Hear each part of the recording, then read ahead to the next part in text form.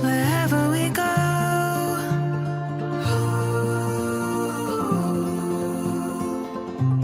we'll always know. Hi guys, Har Har Mahadev. Welcome to the love and light 369 tarot. कैसे हो आप सभी? उम्मीद है आप सभी बहुत अच्छे होंगे और अपनी लाइफ में आगे बढ़ रहे होंगे। सो गाइस, हम देखने वाले हैं आपके पार्टनर की late night thoughts, late night energies, तो उनकी लेट नाइट फीलिंग्स, इमोशंस आपके लिए क्या है। तो चलिए स्टार्ट करते हैं रीडिंग को और देख लेते हैं क्या आता है रीडिंग में। पॉजिटिवली आपने रीडिंग को देखना है और अगर आप मुझसे पर्सनल रीडिंग लेना चाहते हो, स्क्रीन पर व्हाट्सएप नंबर दिए गए हैं, आप उस पर कांटेक्ट कर सकते हो for love reading, health reading, career reading, सभी तरीके की रीडिंग्स मैं करती हूँ। सो लेट्स सी आपके पार्टनर के लेट नाइट थॉट्स क्या हैं, उनकी late night energies, late night feelings आपके लिए क्या है। यूनिवर्स प्लीज़ बताएं मेरे व्यूवर्स जिस पर्सन के बारे में सोच करके रीडिंग देख रहे हैं, उस पर्सन की late night thoughts, late night feelings क्या है मेरे व्यूवर्स के लिए। सबसे पहले है यहाँ पर द हाई प्रीस्टेस, स्पाइसेस, मीन राशि, King of Swords, Gemini, Libra, Aquarius, Mithun, Tula और कुंभ राशि, 7 of Swords, again Gemini, Libra, Aquarius, ace of pentacles, Taurus, Virgo and Capricorn, Vrishabh, Kanya, मकर राशि, द लवर्स, जेमिनी, मिथुन राशि।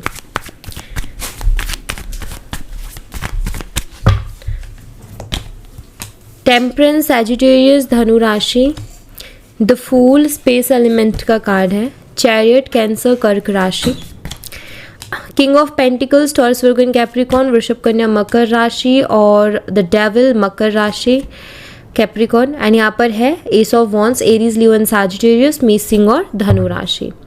गाइस, यहाँ पर मैं आपको डेट और मंथ्स बता देती हूँ जो स्ट्रांगली है। यहाँ पर है जो प्रेजेंट है वो है नंबर 2, नंबर 14, 7, 1, 6, 14 नंबर बहुत ज़्यादा स्ट्रांग है, नंबर 7 भी स्ट्रांगली है, नंबर 15 और नंबर 1 भी स्ट्रांगली है यहाँ पर। ओके, मंथ्स की बात करूँ तो फेब्रुअरी दिखाई देता है, फेब्रुअरी, मई, जिसमें से मई मंथ बहुत ज़्यादा स्ट्रांग है, जुलाई मंथ बहुत ज़्यादा स्ट्रांग है, जनवरी मंथ बहुत ज़्यादा स्ट्रांग है, जून है यहाँ पर, यस। सो ये मुझे दिखाई देता है, ये सारे मंथ्स मुझे यहाँ पर दिखाई दे रहे हैं। तो चलिए इनको हम क्लैरिफाई करेंगे और क्लैरिफाई करके मैं आपको बताती हूँ। सबसे पहले तो यहाँ पर हाई प्रीस्टेस की एनर्जी देखिए, मैंने यहाँ पर कुछ चीज़ें देख रही हूँ। सबसे पहली चीज़, आप दोनों की कोई स्पिरिचुअल जर्नी हो सकती है, आप दोनों ट्विन फ्लेम या फिर हायर लेवल ऑफ सोलमेट्स हो सकते हो। बहुत हद तक चांसेस है कि हो सकता है इस पर्सन ने आपसे कुछ झूठ बोला हो, ठीक है। और ये मैं ये चीज़ें बता रही हूँ जो आपको कंफर्म है, मतलब आपको पता है, वो चीज़ें मैं आपको बता रही हूँ, ठीक है। तो आप देखना कितना रिलेट करता है। 7 ऑफ सोर्ड्स है यहाँ पर, इट्स मीन्स हो सकता है इस पर्सन ने आपको झूठ बोला हो, इस पर्सन ने आपको चीट किया हो, आपको बहुत ज़्यादा मैनिपुलेट किया हो और अभी बहुत ज़्यादा इग्नोर कर रहे हैं। कोल्ड सा बिहेवियर देखने को मिल रहा है आपको आपके पर्सन का, कि बहुत कोल्ड बिहेव कर रहे हैं। आप में से कुछ लोगों को मुझे दिखाई देता है कि आपको इंट्यूशंस आती हैं कि पर्सन कुछ छुपा रहे हैं, इस तरीके की। आप दोनों के बीच में डिफरेंसेस हो सकते हैं, कास्ट, रिलीजन, एज या अदर डिफरेंसेस आप दोनों के बीच में हो सकते हैं। कभी कभी ये पर्सन बहुत ज़्यादा टॉक्सिक होते होंगे आपके लिए, तो ऐसी कुछ एनर्जीज मैं देख रही हूँ यहाँ पर। चलिए अभी क्लैरिफाई करते हैं। सबसे पहले द हाई प्रीस्टेस एनर्जी को, द हाई प्रीस्टेस एनर्जी को क्लैरिफाई कीजिए यूनिवर्स। हाई प्रीस्टेस एनर्जी यहाँ पर क्यों है, प्लीज़ बताएं। हाई प्रीस्टेस को यहाँ पर क्लैरिफाई कर रहा है 3 of pentacle, bottom of the deck से है पेज ऑफ पेंटिकल्स की एनर्जी। ओके, मुझे ऐसा दिखाई देता है कि आपके पार्टनर ने किसी से कंसल्ट किया है, ठीक है। किसी से तो उन्होंने सलाह लेने की कोशिश की है, कि किसी टैरो रीडर से हो सकता है, किसी साइकिक रीडर से हो सकता है, किसी एस्ट्रोलॉजर से भी हो सकता है, बट कुछ ऐसा जिसने किसी बेस पर इनको गाइड किया है, या कोई नॉलेजेबल पर्सन हो सकता है। बिकॉज मुझे यहाँ पर दिख रहा है कि इन्होंने किसी से तो सलाह की है इस रिलेशनशिप के बारे में और आपके बारे में, एंड जिसने इनको सलाह दी, उसने क्या सलाह दी है वो मैं आपको बताती हूँ। उस पर्सन ने इनको सलाह दी है कि आपसे आकर के माफ़ी मांग ले तो बेटर है, ठीक है, मतलब कि किसी ने इनको पहली बार कोई सही सलाह दी है, या फिर मैं कहूँ कि शायद इन्होंने जो प्रॉपर बात बताई तो उस बेस पर एज अ थर्ड पर्सन उस पर्सन ने इनको बोला कि तुम्हें माफ़ी मांगनी चाहिए कुछ चीज़ों के लिए। ओके, तो किसी ने इनको ये चीज़ गाइड की है कि इनको आपसे माफ़ी मांगनी चाहिए। इनका कोई दोस्त भी हो सकता है, या हो सकता है किसी से इन्होंने कंसल्ट किया हो। ज़्यादातर एनर्जी आ रही है कि किसी से कंसल्ट किया है, ठीक है। किंग ऑफ सोर्ड्स की एनर्जी को क्लैरिफाई, अभी देखो यही एनर्जी है इनकी कि इनको बोला गया है, किसी ने सलाह दी कि माफ़ी मांगो। अभी ये खुद सोच विचार कर रहे हैं कि क्या करना है, आगे की एनर्जी से पता चलेगा। किंग ऑफ सोर्ड्स की एनर्जी को क्लैरिफाई कीजिए यूनिवर्स। किंग ऑफ सोर्ड्स यहाँ पर क्यों है? किंग ऑफ सोर्ड्स को यहाँ पर जजमेंट क्लैरिफाई कर रहा है with the lovers energy, the lovers energy. Okay, देखिए आपके पार्टनर ना, मुझे ऐसा दिख रहा है कि वो बहुत सोच विचार कर रहे हैं, बिकॉज किंग ऑफ सोर्ड्स की एनर्जी, उन्होंने अभी तक आपको सॉरी नहीं बोला, ना उनकी तरफ से कोई अप्रोच आया है। वो बहुत सोच विचार कर रहे हैं कि करना चाहिए कि नहीं करना चाहिए, जो उनको सलाह दी गई है उस पर काम करना चाहिए कि नहीं करना चाहिए। इनको बोला गया है कि माफ़ी मांगने को, तो मांगनी चाहिए कि नहीं मांगनी चाहिए। इस सोच में कहीं ना कहीं वो डूबे हुए हैं, बहुत डीप डाउन जाकर के इस बारे में सोच रहे हैं और उनको समझ में नहीं आ रहा है। कभी कभी उनका मन करता है कि उनको सरेंडर कर देना चाहिए, कभी कभी उनका मन उनसे कहता है कि भगवान के हाथों में छोड़ देना चाहिए, भगवान देखेंगे और जो डिसाइड जो भी होगा हो जाएगा। अगर हम दोनों का एक दूसरे के साथ लिखा है तो हम दोनों मिल जाएंगे। तो ऐसा भी कभी कभी उनका मन करता है कि वो ये काम करें, क्योंकि मुझे लगता है कि पर्सन काफ़ी या तो ईगोस्टिक है, या फिर माफ़ी नहीं मांगना चाहते, या फिर माफ़ी मांगने में उनको बहुत ज़्यादा एम्बैरेस्ड फील होता है, या मतलब उनके लिए ना माफ़ी मांगना एक बहुत बड़ी चीज़ है। लोग ना, बहुत से लोग माफ़ी मांग लेते हैं, उनको कोई दिक्कत नहीं होती सॉरी बोलने में, लेकिन कुछ लोगों को बड़ी प्रॉब्लम होती है, वो बहुत जल्दी से सॉरी नहीं बोल पाते। और आई फील इस पर्सन ने आपको पहले भी कभी किसी चीज़ के लिए सॉरी नहीं बोला होगा। जब आपने इनको बहुत ज़्यादा सुनाया होगा या जब बहुत ज़्यादा बोला होगा कि तुमने ऐसा किया है, बहुत ज़ोर दे के जब बोला होगा, तो इस पर्सन ने आपको सॉरी बोला होगा। अदरवाइज़ ये पर्सन बहुत जल्दी सॉरी नहीं बोलता है, ऐसा भी मुझे यहाँ पर दिखाई दे रहा है, क्योंकि अभी भी बहुत ज़्यादा सोच विचार कर रहे हैं इस बारे में। 7 ऑफ सोर्ड्स की एनर्जी को क्लैरिफाई कीजिए universe. Sorry guys, wait, sorry guys, चलिए 7 ऑफ सोर्ड्स की एनर्जी को क्लैरिफाई कीजिए यूनिवर्स। 7 ऑफ सोर्ड्स की एनर्जी यहाँ पर क्यों है, प्लीज़ बताएं। 7 ऑफ सोर्ड्स को क्लैरिफाई कर रहा है किंग ऑफ पेंटिकल्स, और यहाँ पर है द सन एनर्जी। देखिए मुझे ऐसा लगता है कि आपके पार्टनर की ना एक आदत है, मतलब उनका ईगो इतना बड़ा है कि वो गलती करके भी एक्सेप्ट नहीं करते हैं। कि वो एक तो बहुत प्रैक्टिकल माइंडसेट के पर्सन है, अपना फ़ायदा नुकसान देख करके चलते हैं, ऐसा मुझे दिखाई दे रहा है। और दूसरा यहाँ पर मुझे ऐसा दिख रहा है कि इनको ना अपनी गलती नहीं दिखती बहुत जल्दी से, क्योंकि एनर्जी ऐसी बन रही है कि गलती करके भी इंसान पूरी अकड़ में है, झूठ बोल के भी इंसान अकड़ में है, क्यों कि मैंने तो कोई झूठ ही नहीं बोला, एक्सेप्ट नहीं करते अपनी गलती को। तो वो एनर्जी मुझे इनकी दिख रही है, तो अकड़ इनके अंदर है डेफिनेटली, अपनी गलती को बहुत जल्दी से एक्सेप्ट नहीं करते। और अगर इनको कोई बता भी देना कि तुम्हारी गलती है, तो ये उसी से रिश्ता ख़त्म कर लेंगे, उसी से झगड़ा कर लेंगे कि तुमने मेरी गलती कैसे बता दी। बट कहते हैं ना कि सच्चा दोस्त वही होता है जो साफ बोलता है, या सच्चे लोग वही होते हैं जो साफ बोलते हैं। भाई तुम्हें ज़रूरत है माफ़ी मांगने की तो ज़रूरत है, इसमें शुगर कॉट करने की क्या ज़रूरत है। मतलब कुछ लोग ऐसे भी होते हैं जो उनका ऐसा है कि यार मैं क्यों अपना रिलेशन ख़राब करूँ, मैं इसको बोल देता अरे तू तो बिल्कुल सही है भाई, या तू तो बहुत सही है बहन, और तू ऐसे ही करती रहे या करता रहे। तो वो लोग हमेशा मिसगाइड करते हैं एक तरीके से, हमें बहुत लेट जाके पता चलता है। कड़वी चीज़ ना हमेशा सही होती है, लेकिन हमें कड़वी लगती है और हम जल्दी से एक्सेप्ट नहीं कर पाते। और वही चीज़ है यहाँ पर भी कि आपके पार्टनर भी ना हज़म नहीं कर पा रहे हैं, इनको किसी ने माफ़ी मांगने के लिए बोला ना, उस बात को हज़म नहीं कर पा रहे हैं। एस ऑफ पेंटिकल्स की एनर्जी को क्लैरिफाई कीजिए यूनिवर्स। एस ऑफ पेंटिकल्स यहाँ पर क्यों है, प्लीज़ बताएं।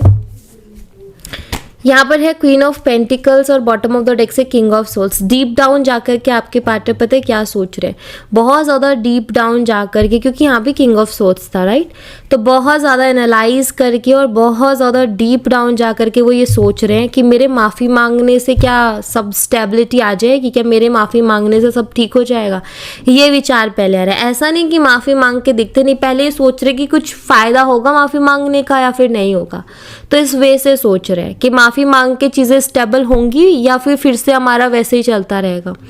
तो मतलब है ये इस टाइप के कि हर चीज़ में ना ये ढूंढने की कोशिश करेंगे कि आउटकम बताओ भाई, पहले आउटकम क्या आएगा, आउटकम अच्छा होगा तो मैं इस काम को करूँगा या करूँगी, वरना मुझे नहीं करना। तो वो वाला चीज़ है कि आउटकम पहले देख रहे हैं।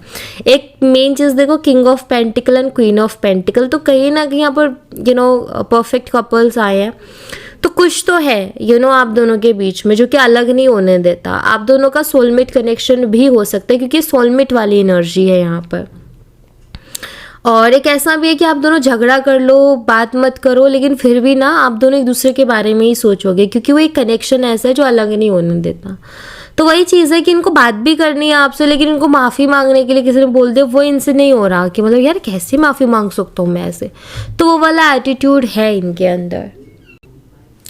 नेक्स्ट है द लवर्स। लवर्स एनर्जी को क्लैरिफाई कीजिए यूनिवर्स। लवर्स एनर्जी यहाँ पर क्यों है प्लीज़ बताएं। लवर्स को यहाँ पर क्लैरिफाई करें, एस ऑफ कप्स एंड यहाँ पर है 4 ऑफ स्वॉर्ड्स। ये आपसे बेशक माफ़ी नहीं मांग रहे, बेशक आगे से आके बात नहीं कर रहे, लेकिन ये शख्स आपसे प्यार करता है और आपके लिए इमोशनल भी है। और अब आप ये कहो कि जो प्यार करता है उसको माफ़ी मांगने में क्या दिक्कत है, भैया आप उनसे पूछना, क्योंकि यहाँ पर दिख रहा है कि प्यार तो करते, इमोशंस और फीलिंग्स तो हैं, लेकिन वही कि उनका ईगो होगा, और क्या बोल सकते हैं। वो प्यार तो करते लेकिन प्यार में झुकना पसंद नहीं करते। कुछ लोग ऐसे होते हैं कि प्यार में झुक जाते हैं, उनको उसमें अच्छा फील होता है, बट कुछ लोग प्यार करते हैं बट झुकना पसंद नहीं करते, माफ़ी वगैरह मांगना पसंद नहीं करते। उनका ऐसा है कि नहीं ये सब करके क्या होगा, प्यार तो प्यार होता है, लाइक दिस, इस तरीके की सोच होती है।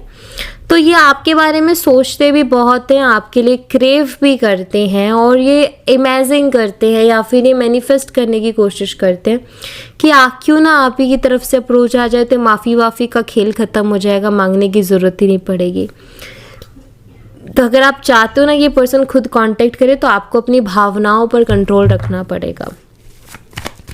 टेम्परेंस की एनर्जी को क्लैरिफाई कीजिए यूनिवर्स।